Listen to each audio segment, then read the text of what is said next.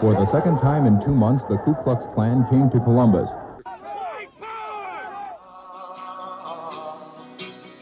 You're probably familiar with the shooting of Walter Scott. Exclusive cell phone video, hear gunshots. They are about 50 feet away from Michael Brown, 15 bullet wounds for no reason whatsoever. showing a white Chicago police officer shooting a black teenager 16 times. How could you not be here today? This is a human issue. It's about the people. It's about doing what's right. It's about finding truth. It's about ending white supremacy. It's about all of us. It's about standing what the United States is supposed to represent.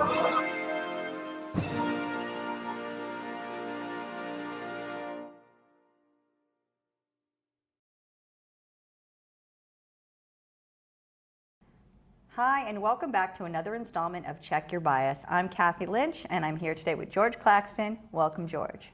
Good evening. And today we're going to talk about Hollywood, the entertainment industry, and racism, and hopefully shed some light on the history and educate you guys at home at what everyone's talking about with all this controversy. George? Well, recently we've had the incident at the Academy Awards in Hollywood in which people were boycotting the Oscars because of the complete and utter lack of even nominations for people of color, despite the fact that there were plenty of people of color in really good roles in the last year or so. There wasn't a single nomination. So let me just play devil's advocate.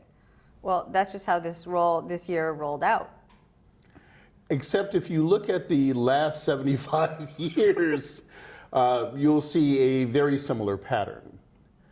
And in fact, until about 5 years ago, when Halle Berry won the Best Actress Oscar, she was the first black woman to ever win a Best Actress Oscar. I don't think an Asian woman has ever won. I don't think that anybody of First Nations ancestry has ever even been nominated. It's a pattern that you see over and over again, and partially it's because of the nature of the electorate in the Academy, which is mostly older and mostly white. I would take that a step further and say it's also, it's not just the electorate in the Academy itself, but it's really more indicative of the entire industry. So I would say that so the counter argument that I just offered you is that on some level, yes, well, we're looking at the body of work for this year, which has a start and a finish. You look at the body of work. But what we don't discuss in that is what wasn't made, what wasn't done, what those reasons are, who was hired and who wasn't hired and why. And then we also look at a larger cultural element of how people of color are portrayed in the media, in Yes. entertainment media specifically, and then and why? Like, why is it that I generally see Asian faces in movies about Chinese Americans and nowhere else? Why is that? I mean, there's sort of a little bit of Asianness spattered. We see certainly more African American representation, but in what context? Yes. So maybe we And could there take are it there. very limited roles in which you'll see black people on screen. And I think that Chris Rock, because he hosted the Oscars this year, sort of topically dealt with some of those issues. Yes. And I think we'll cut away to some of that footage in a little bit. But yeah. And you'll see this not just in Hollywood. You'll see it in books, in role-playing games. I have this. This is a White Wolf game called Scion. And the idea of the game is that the people who are playing the characters are the children of the gods of various pantheons. But if you look at the descriptions they give there, the description they give for Sif from the Norse pantheon is that she's beautiful, golden-haired, and that in her modern incarnations you will see her as a nurse, a celebrity chef, as all sorts of good things. But if you look at the voodoo pantheon... And she's also the wife to... She's also the wife of Thor. Who is the god of war. If you look at Erzulie from the Voodoo pantheon, they portray her as a maid, a dressmaker, a prostitute. And when you look at the only female goddess they have listed for the Aztec pantheon, again, you see her as a kiddie pop singer or prostitute. This is the sort of thing that they are presenting people of color as. In role-playing games. In role-playing games that are focused on young people, primarily teenagers and people in their 20s for this game. But you see the same sort of pattern in other games. In the hero system, for example, if you look through this book, the only people of color you're going to see in there are gang members. You know, they're Asian gangs, they're Latino gangs, they're black gangs, or in one case, there's a black guy who's a cop, because you're allowed to be a cop if you're black. And you see that in Hollywood, too. There are certain limited roles that you're allowed to play. I don't know if you ever saw the show Deadwood. It was an HBO program. And you could argue that there was some historical accuracy to this. The Asians lived in what they refer to as Celestial Town. And the main Asian character did laundry and disposed of bodies. And to some extent, that's accurate because in some places in the Old West, Asians were only allowed to serve in those limited roles. And the same is true of blacks. They were allowed to work on the railroad, but they got paid less than their white counterparts. And sometimes they had been arrested on trumped-up charges and were essentially bought as slaves. But when you see this pattern over and over again, it starts to work its way into your mind. And people start to believe that this is the way the world is. I said a moment ago that in earlier times, you got some differentiation. Back in the 1930s, for example, there was a very popular comic strip called Mandrake the Magician. And it had a character in it called Lothor. Lothor was the strongest man in the world. He was an African prince. He could lift an elephant with one hand, and he was proof against magic of all sorts. You just couldn't hurt him, nor could you harm him with any weapon forged. Really, really different than what you get later on. In the 1950s, a comic book was brought out called Lobo. It was the first black character in a mass market comic. He was a cowboy. It lasted one issue because the people who owned the newsstands refused to put it out. So it got sent back, and the second issue was never shipped. So you don't see another black hero character in comics until Black Panther in the 1970s. Well, and really off the top, like let's all at home try to close our eyes and imagine the black heroes that we grew up with. You know, for those of you who are over 35, and we you. I'm just barely there, sort of. And I think that that's telling, you know, and I think that we can talk about example after example after example of what we perceive as racism, but I think that before the show we were talking about its effect, and I think that you made a great point, which is this is the sum total of our cultural export to the world. This is the message. The entertainment products that come from our country represent internationally what our culture is. And so this is what people see. And I mean, I would also make another argument that there are certain forms of entertainment media that has done a lot to break down barriers in its representation. So why would we then assume that it doesn't have the opposite effect as well? Which it clearly does. And as you said, I can come up with hundreds of examples of how this is portrayed. One really popular show in the last few years, The Walking Dead. You basically have one black male character per season. They kill off all of the others. It's what my wife calls the law of conservation of black men. Where if you bring in a new black male character, the old one has to die, and usually in some really horrific fashion. And I think that the producers and writers, who are, by the way, the electorate of the Academy, you know, we were talking about that earlier, it's not like you have some dysfunction. In order to vote for things in the Academy, you actually have to be a member of the working unions. So you have to be a member of the Directors Guild, the Writers Guild, or SAG, the Screen Actors Guild. I don't even think that members of AFTRA, the American Federation of Theater and Radio Actors, get to vote. I don't think they do. I don't know, though. I don't know quote for us on that. certain. You may also have to be a member of SAG in order to do that, or they may have some sort of reciprocal agreement. But the people who are making these choices are also the people who vote for the Oscars.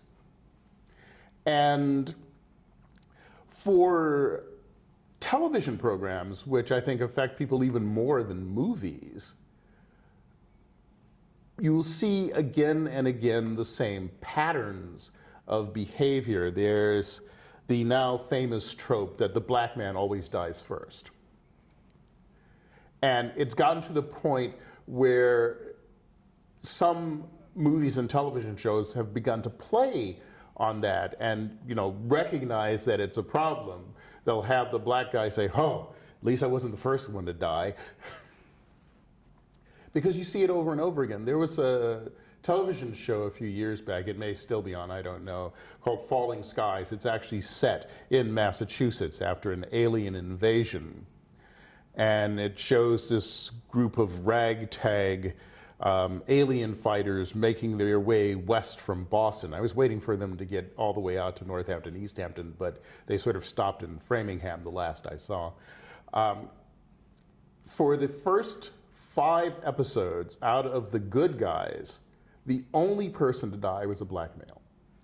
In one episode, they actually introduced a character, a black male character. They gave him a name, they gave him a background, and then they machine gunned him to death. All in the same episode. So I'm glad you spent all that time getting invested in that one character.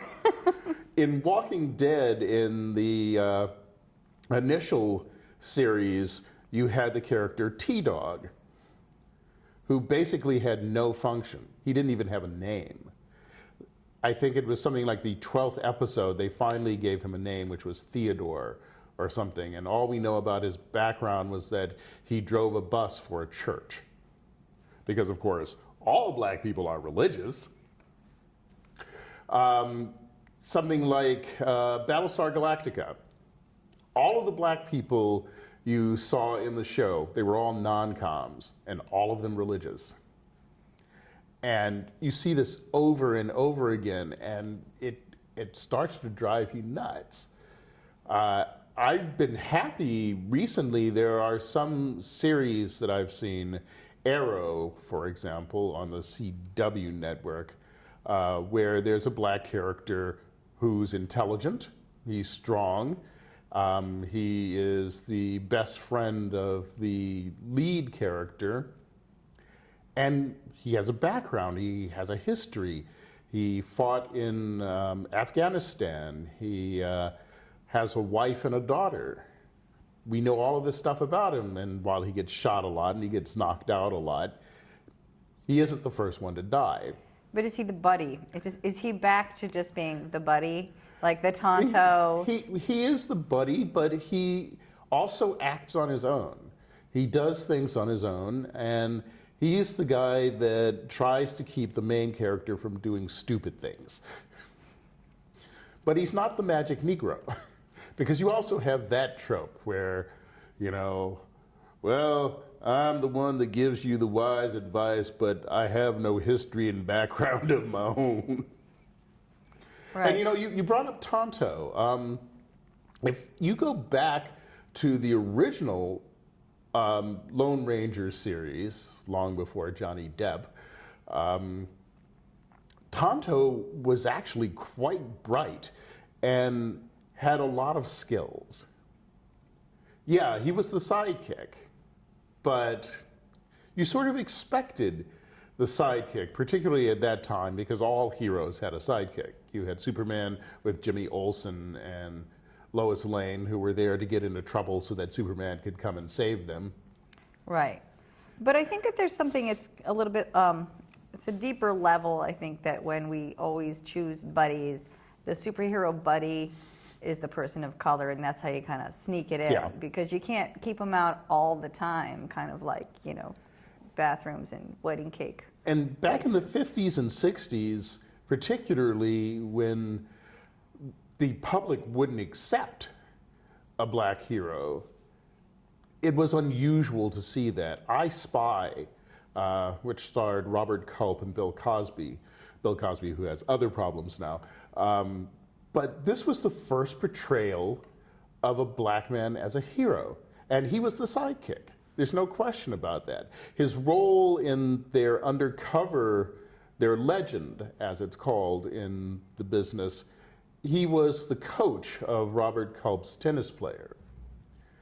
He was also, though, the linguist. He spoke half a dozen to a dozen different languages, and he had the best ability to interpret the intelligence that was coming in. In things like Star Trek, back in the 1960s, you had Uhura, who was essentially the telephone operator in space. Her main function was to listen to orders from Starfleet Command and repeat them to the bridge crew.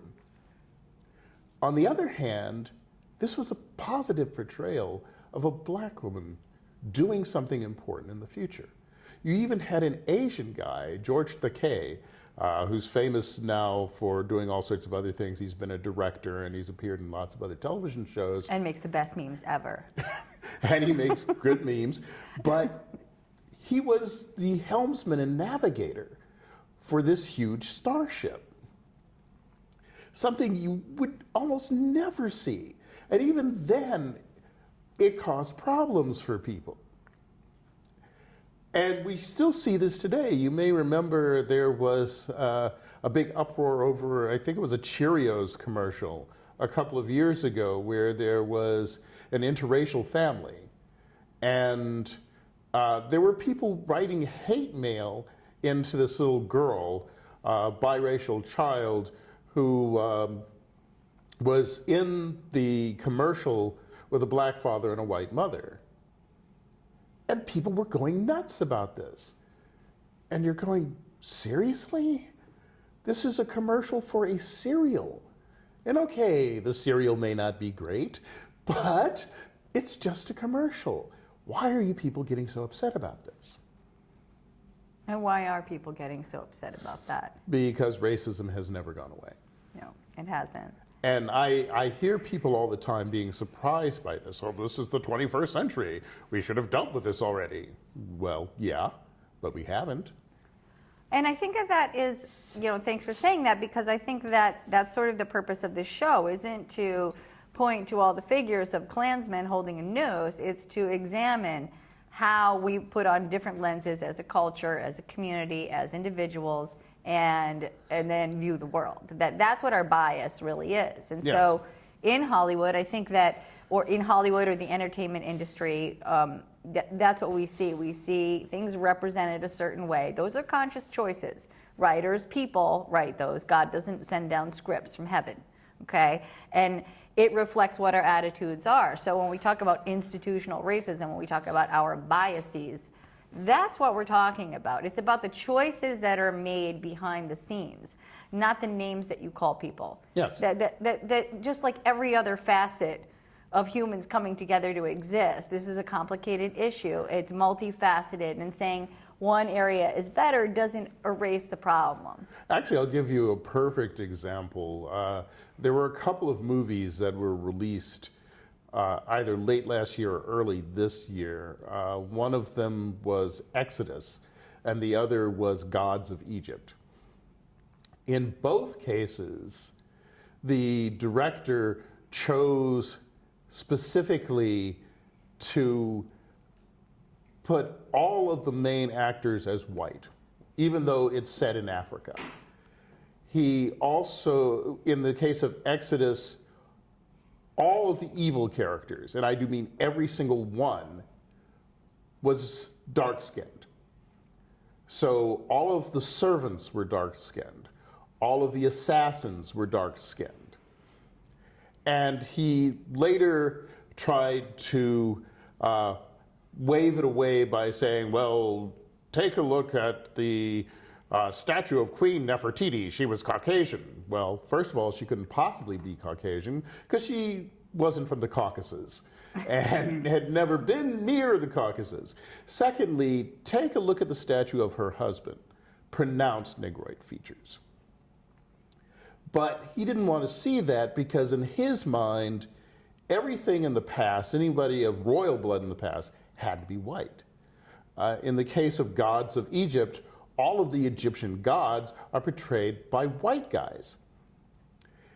And the movie failed so badly at the box office. In fact, they both failed badly at the box office. But Gods of Egypt failed so badly that the director came out and apologized for the casting decisions that he made. And, you know, we were talking earlier, it may have been before the show started, about the way that different groups of people are generally portrayed. Asian women, for example, are usually the girlfriend. They're the best friend, often jealous of their white companion, or they're the girlfriend of a white guy, and usually they know martial arts. They're the martial arts girlfriend. And we see this over and over again. Even on shows where the characters are pretty powerful. Agents of S.H.I.E.L.D., for example, is a show that's currently on the air.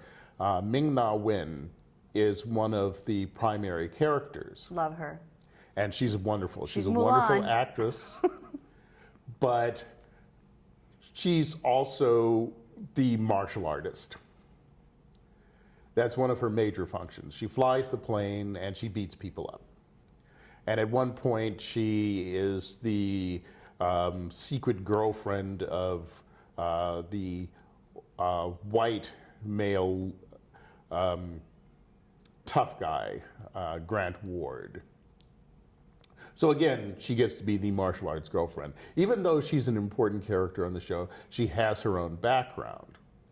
Now, the other thing is that early on, back in the 60s, when you wanted to show an interracial couple, it was usually either a white guy and an Asian woman or a black guy and an Asian woman. I've never seen the second pairing.